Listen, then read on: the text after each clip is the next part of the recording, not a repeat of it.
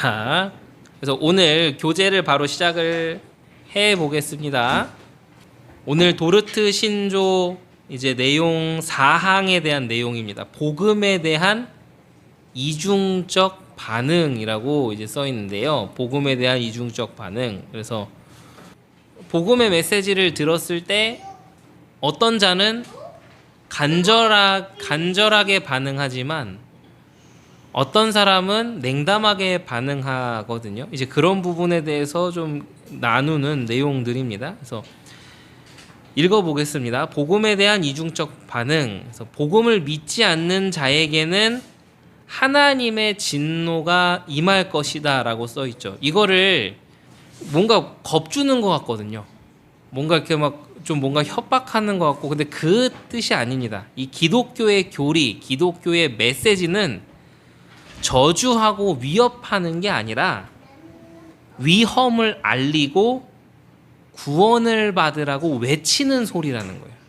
그게 다른 거예요. 그래서 복음을 믿지 않는 자에게는 하나님의 진노가 임할 것이다. 이거는 경고하는 게 아니고, 그러니까 이게 뭐 위협하고 협박 주는 게 아니라 복음을 믿지 않는 자에게 하나님의 진노가 임하는 건 당연한 거니까 나는 당신이 그렇게 되지 않기를 원하니 당신 빨리 구원받아야 된다.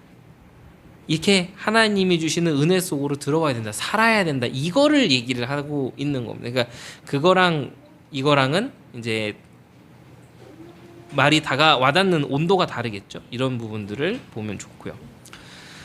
먼저는 복음을 거부하는 자에 대한 내용이 나옵니다. 복음을 거부하는 자의 가장 주된 이유가 무엇입니까? 우선은 이 말씀을 듣고 진리를 대하면 자신이 죄인이라는 사실이 드러나기 때문이죠. 그러니까 자기가 죄인이라는 게 드러나니까 이 복음을 거부하는, 자기도 모르게 거부하는 영혼의 반응 같은 게 일어나는 거죠. 빛을 비추면 더러움과 불결함이 드러나기 마련이다. 이때 이 구원의 유효한 역사에 속한 자, 그러니까 하나님의 말씀에 반응하는 이런 성령의 역사를 받은 사람은 자신의 죄의 문제가 드러나면 이거를 씻어내기를 소망하는데, 그게 싫은 사람은 자신의 더러움을 감추고자 오히려 어두움 가운데로 숨는다라는 거죠. 그래서 복음을 거부하는 자의 마음은 더욱 굳어질 때도 있습니다. 그러니까 복음을 똑같이 전했는데 어떤 사람은 복음에 대해서 막 난리를 치는 사람이 있어요. 막 싫어가지고 발작을 일으키고 난리를 치고 막 그렇게 하는데, 그게 뭐예요? 이게 더욱 굳어지는 이런 것이라는 거죠. 죄의 유혹을 더욱 받기 때문이다라는 거죠. 죄 가운데 있기를 원하는 마음 때문에 복음에 대해 강팍하게 반응합니다. 그래서 죄 지은 사람일수록, 자기 마음대로 살고 싶은 사람일수록 복음에 대한 메시지가 선포되면 그거에 대해서 반발하고 반박하고 핑계대고 변명하고 자기의 정당성을 얘기하고, 오히려 기독교는 뭐 이래서 싫어, 교회는 이래서 싫어라고 얘기를 합니다. 왜냐? 그렇게 공격적으로 반응하시는 분들 대부분이 굉장히 죄가 관영한 사람이기 때문이죠. 그들은 구원받지 않음에 합당치 않은 자들로 자처하며 스스로 멸망의 길을 택한 거죠. 그러니 교회 안에 똑같이 하나님의 말씀을 듣고 복음이라고 계속해서 말은 하는데, 당신이 이러한 죄를 하나님 앞에서 고백하고 하나님께로 돌아와야 됩니다라고 말하는 사람에게 오히려 우리가 이렇게 하나님 말씀으로 돌아가야 됩니다, 성경으로 돌아가야 됩니다, 우리가 회개해야 됩니다라고 하니까는 그렇게 말하는 니나 열심히 해라라고 반응하는 사람들이 그래 많은 거죠. 그 여기서 뭐라고 표현합니까? 재밌게 표현하죠. 구원받지 않음에 합당치 않은 자들로 자처, 스스로 그렇게 한다는 거예요. 스스로 멸망의 길을 택하는 거죠. 아니, 너희 이단이야, 너희 이단이야. 그럼 뭐라고 하냐면 궁지에 몰리고, 그러면은 그래 우리 이단 할게, 그럼 니들은 사단해, 뭐 이런 식으로 얘기를 하고 그러거든요. 그 말이 무슨 말인지를 모르면서 그렇게 쓰는 거예요. 얼마나 무서운 말인지도 모르고 쓰는 거죠. 왜냐? 본인들은 진리 가운데서 구원받는 게 확실하다고 대착각을 하면서 살고 있기 때문이죠. 스스로 멸망의 길을 택하는 겁니다. 자, 두 번째, 복음의 수용이 아닌 경우. 복음을 받아들인다라는 것은 복음을 받아들인다라는 것은 복음의 교리에 대한 가르침으로 인해서 자신이 죄인임을 인정하고 그 죄를 용서받을 수 있는 방법은 오직 그리스도 안에 있음을 깨달아 그리스도를 붙잡는 것을 의미합니다. 이게 복음을 받아들인다라는 뜻이에요. 복음을 받아들인다라는 뜻이 사단이 뭔지를 깨닫고 사단의 손에서 벗어난다라는 개념이 아니에요. 복음을 받아들인다라는 것은 내가 죄인이라는 것을 인정하고 그 죄를 하나님 앞에서 용서받기 위해서 오직 그리스도만 붙잡습니다라는 것을 고백하는 게 정말 바른 복음 깨달음의 의미라는 거죠. 여기 보면 그렇게 써 있어요. 그리스도에 대한 역사적 지식에 머물러 있는 것이 아니다라고 하는데 그 말이 무슨 말이냐면 일반 신학교 가도 신학 공부는 누구나 다 할 수 있죠. 그리고 뭐 요즘은 유튜브에 뭐 유명한 신학 교수님들, 박사님들 또 이렇게 저희 교회 같은 경우도 이렇게 성경 공부하고 이렇게 하면은 누구나 다 참여할 수 있죠. 그러면 이거를 많이 참여한 것이 곧 믿음이고 신앙이다라고 생각을 할 수도 있다라는 겁니다. 공부만 많이 한다고 해서 구원받는 건 아니죠. 물론 하나님의 성령이 역사하면 당연히 공부 많이 한 그것에 성령이 임하시니까 이제 하나님의 그 은혜로 구원받으시는데 진짜로 실제로 이렇게 보면 SNS에 이렇게 박사님이라고 말하고 교수님이라고 말하시는 분들 중에 이상한 사상 갖고 있는 사람들 정말 많아요. 그런 부분들을 이야기하는 거죠. 그리스도에 대한 지식을 믿음과 동일시하는 경우가 있는데 그건 구원의 믿음이 아니라는 거죠. 신조에서 말하는 살아있는 믿음이 아니라는 겁니다. 보세요. 자, 또한 짤막한 메시지를 전하고 그리스도를 받아들이는 고백을 하도록 인도하는 전도법이 있다. 좀 많이 생각나지 않으세요? 네. 자, 여기 보세요. 이러한 전도법 역시 지금 우리가 말하는 개혁주의 신앙고백서 이런 신조에서 말하는 복음의 수용이 아닙니다.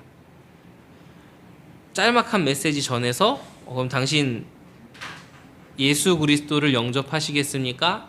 네. 그러면 지금 저와 같이 함께 이 기도를 따라했으면 좋겠습니다. 라면서 뭐 어쩌고저쩌고 막 하잖아요. 그런 다음에 끝나고 뭐라고 해요? 당신은 이제 하나님의 자녀입니다. 그게 되게 틀린 전도법이에요.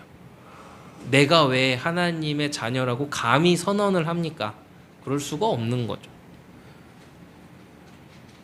복음의 수용이 아닙니다. 성령의 유효한 역사가 일어나서 간절한 심령으로 그 사람이 그리스도를 붙잡고 그 사람의 삶이 변화될 때 그걸 복음의 수용이라고 할 수 있는 거죠. 그러면 이제 얘기할 수 있죠. 저는 그렇게 믿었는데요? 라고 말하시는 분들이 있어요. 그게 하나님의 은혜인 겁니다. 구원의 은혜가 임한 자는 반드시 삶이 달라지고 삶의 열매로 말하게 되어 있습니다. 그거를 기억해야 된다라는 거죠. 자, 살아있는 진정한 믿음이라는 내용을 보겠습니다. 네, 살아있는 진정한 믿음. 자, 살아있는 진정한 믿음이란 하나님의 말씀이 약속하는 바를 확신하는 것으로 성령의 역사에 의해 생긴다라는 거죠. 하나님께서 그리스도 안에 구원의 은덕을 마련해 두신 것을 복음을 통해 깨닫는 거죠. 따라서 그리스도 안에 있는 용서의 은혜와 의를 덧입기 위해 그리스도를 붙잡는 것이다. 이렇게 그리스도를 붙잡는 것은 생명과 관계됨으로 매우 절실하고 간절하다. 그래서 하나님의 구원이 임한 사람, 그 하나님을 말씀 가운데 예배 가운데 내가 주님을 만났다라고 얘기하시는 분들은 매우 그 신앙에 대한 심령과 이런 중심이 절실하고 간절하죠. 우리의 심령이 하나님께 주님께 항복되는 상태, 굴복되어 있는 상태가 되어야 되는 게 맞습니다. 그게 하나님 말씀에 순종한다라는 표현으로도 쓰고 있죠. 예수 믿는 사람, 예수를 그리스도로 영접한 하나님의 자녀는 삶이 달라짐으로 얘기를 할 수밖에 없게 되는 거예요. 그거를 얘기를 하는 거죠. 자, 그 다음에 도구로서의 믿음이라고 지금 나와 있습니다. 도구로서의 믿음. 성령의 사역을 통해 발생된 믿음은 도구적인 믿음으로서 그것을 도구로 하여 그리스도를 붙잡게 됨을 의미한다라고 써 있습니다. 그래서 중생으로 인한 믿음은 능동적인 성격을 가집니다. 그래서 믿음이 생기면 순종하는 것이. 이 말이 무슨 말이냐면 우리에게 하나님이 주신 그 믿음이 우리 안에서 생길 수 있게 한 그 도구가 뭐냐? 그게 성령의 역사라는 거죠. 우리에게 믿음이 생기는데 그 믿음이 생길 수 있도록 한 도구는 성령의 역사라는 거예요. 뭐 우리가 믿음이 생길 수 있게끔 뭐를 하고 뭘 참여하고 해서 믿음이 생긴 게 아니라 성령의 역사가 있었기 때문에 우리에게 믿음이 생긴 것이다 라는 개념을 우리가 정리를 해야 됩니다. 자, 그 다음 장 보겠습니다.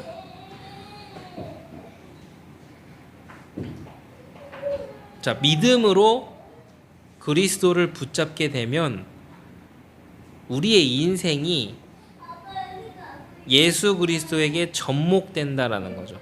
접목되어서 그분과 연합하게 된다. 그래서 우리 신앙생활에서 중요하게 기억하고 있어야 될 단어 중에 하나가 그리스도와의 연합이라는 거죠.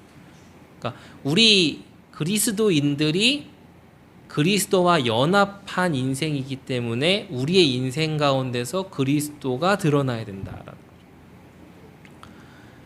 그리스도와 연합했을 때 구원을 받음으로써 우리에게 주어지는 은덕들을 누리고 참여할 수 있게 되는 겁니다. 그럼 그리스도 안에 있는 구원의 은덕이 뭐냐면, 사람들은 은덕이라고 하니까 또 여기서 응답의 개념들, 뭐 이렇게 뭐 영생 복락, 뭐 부귀영화 이런 걸 생각하는데 그거를 얘기를 하는 게 아니고요.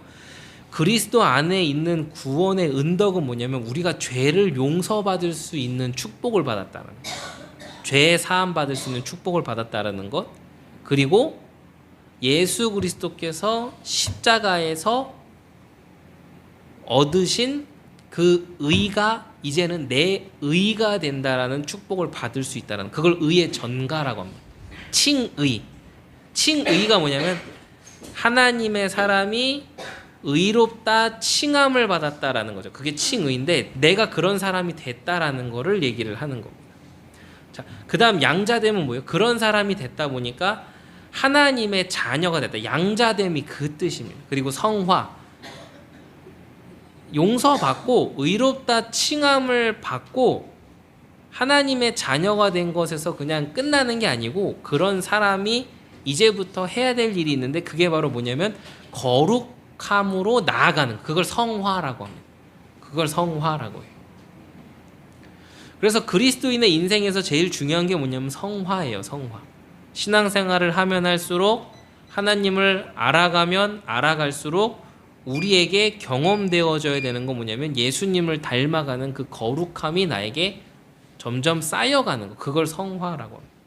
그리고 견인은 뭐냐면 성도의 견인이라고 하는데, 우리 견인차가 끌어가듯이 견인이라고 하는 거는 내가 천국 가는 그날까지 그렇게 거룩한 인생으로 갈 수 있도록 성령께서 이끌어 가신다. 그걸 견인이라고 합니다.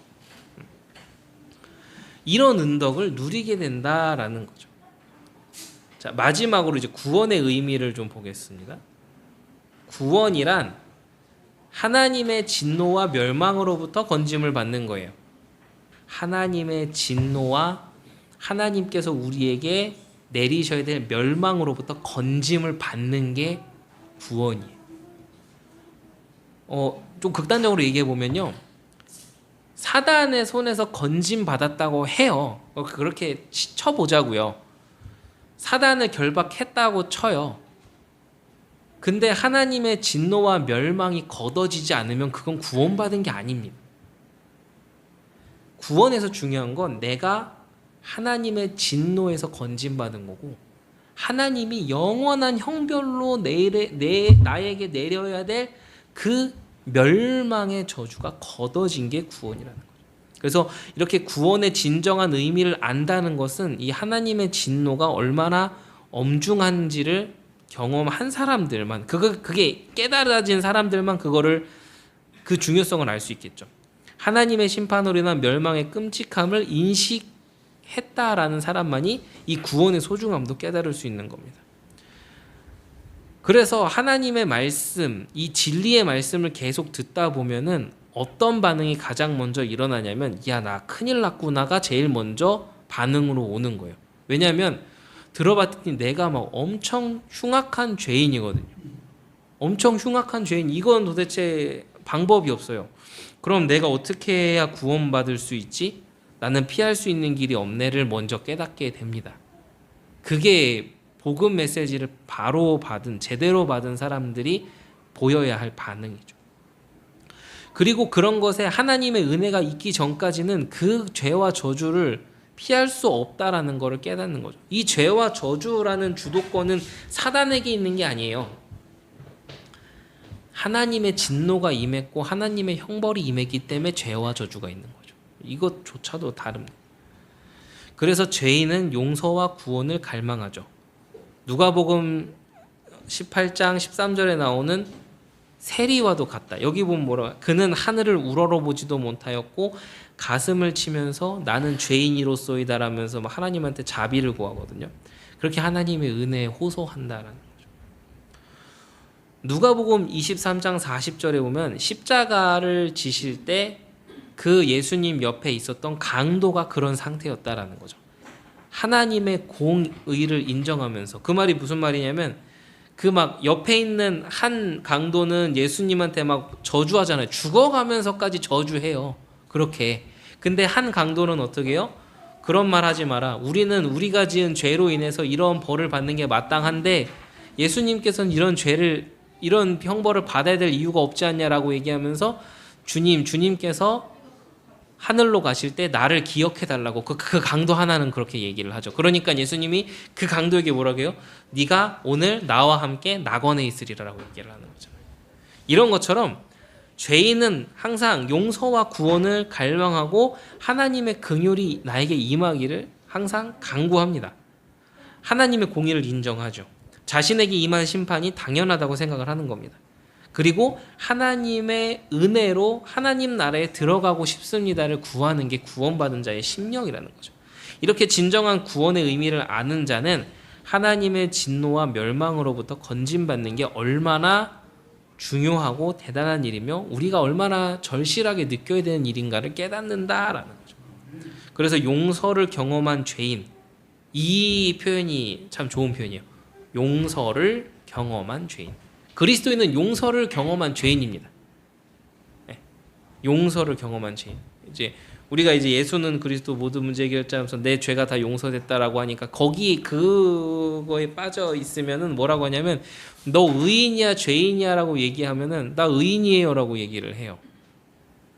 그 이제 그 앞뒤 다 잘라먹고 이제 끝에만 얘기해서 그런 거라고 이해는 되는데 그 표현이 잘못된 거죠. 용서받은 죄인 혹은 용서를 경험한 죄인, 이게 그리스도인입니다. 그래서 이 사람들은 구원의 소중성을 알아서 큰 구원이라고 부른다라고 하는 거죠. 그래서 오늘은 이렇게 도르트 신조를 통해서 뭘 깨달았냐면 복음에 대한 이중적인 반응. 그러니까 복음을 똑같이 받고도 복음을 받아들이지 못하는 자의 상태, 그리고 복음을 받아들인 사람의 상태. 그래서 복음을 받아들이는 사람의 상태는 뭐가 있었기 때문에 그게 가능했느냐? 성령의 역사가 있었기 때문에 가능했고, 성령의 역사하심으로 인해 구원을 경험한 사람은 삶의 변화가 일어나고 삶이 성장하는 그 열매가 맺어지는데, 그게 바로 그 두 번째 첫 문장에 있는 것들이에요. 죄의 용서함, 의의 전과, 뭐 양자됨, 성화, 견인, 이런 거라는 거죠. 그래서 이런 부분들을 오늘 우리가 짧지만 좀 간략하게 봤습니다. 그래서 이런 내용들을 또 같이 정리하고 또 다음 주에 또 함께 또 내용 나누도록 하겠습니다. 기도하겠습니다.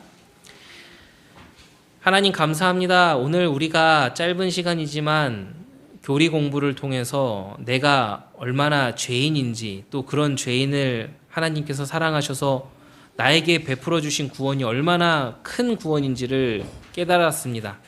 하나님, 우리가 성령의 역사로 이것을 깨닫는 은혜가 넘쳐나게 하여 주시옵시고, 우리 삶이 시간이 지나면 지날수록 하나님의 말씀 위에서 더욱더 경건해지고 거룩함으로 나아갈 수 있도록 우리를 불쌍히 여겨 주옵시고 인도하여 주시옵소서. 살아계신 예수 그리스도 이름으로 기도합니다. 아멘. 네, 감사합니다.